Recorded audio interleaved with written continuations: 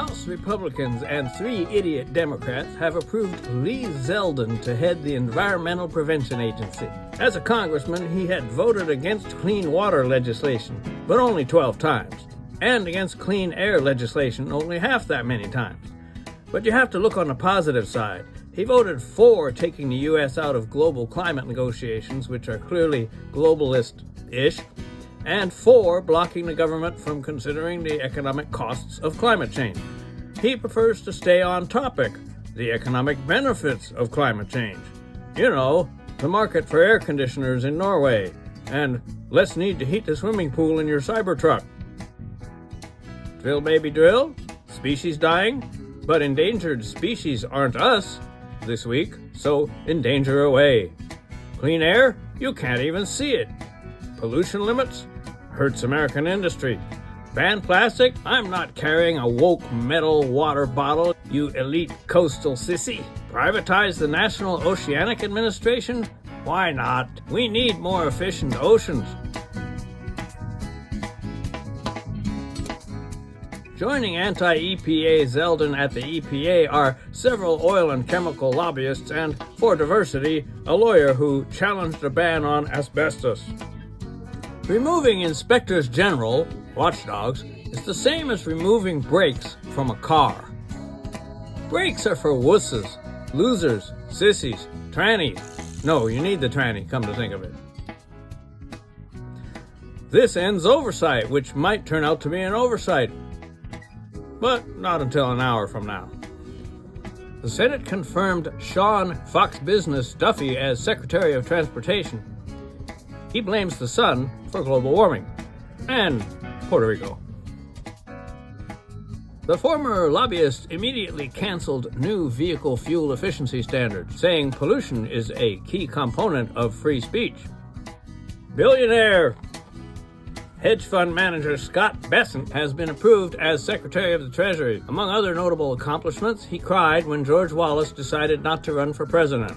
Secretary of World Domination Pete Hegseth says the ACLU is anti-American, reaffirming his pledge to represent all white Christian predatory Americans, but not the internal enemy. All federal workers are to snitch on their co-workers if they catch them helping minorities. If they try to implement DEI or defiance of Emperor Ignoramus, they will be fired and dismembered in the town square. President Sleight of Hand has ordered universities to deport foreign students who are pro-Hamas, that is, who criticize genocide. Meanwhile, in Gaza, Israeli troops shot dead one of their own contractors, mistaking him for a Palestinian.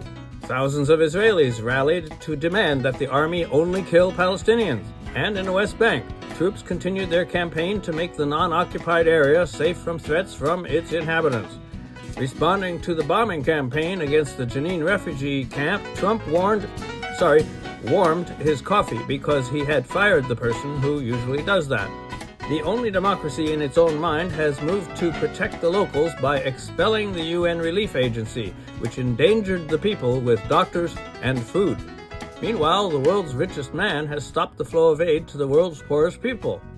Musk called AID a criminal organization, specifying that it is criminal because he said so. Doctors Without Borders says this will cause a humanitarian disaster. Musk offered the doctors some borders and called humanitarians anti-Christian and, worse, woke, which is a virus that targets Jews. Elon, Earl of Mump, also took over the Office of Personnel Management, locking its workers out of its computers. And 8,000 government websites have been shut down. The CDC has removed information on LGBT and HIV. The government has renamed LGBTQIA+ to LGB. The King of Mumpia has fired all the prosecutors who persecuted the participants in the January 6th Patriot Love-In. The FBI has been told to ignore insurrections and concentrate on wiretapping the woke. Tariffs against our biggest trading partners have been called the dumbest trade war in history by the far-left Marxists at the Wall Street Journal. The purpose of the tariffs is to stop fentanyl from coming to the U.S., unless it is hidden in clothing shipments which enter uninspected.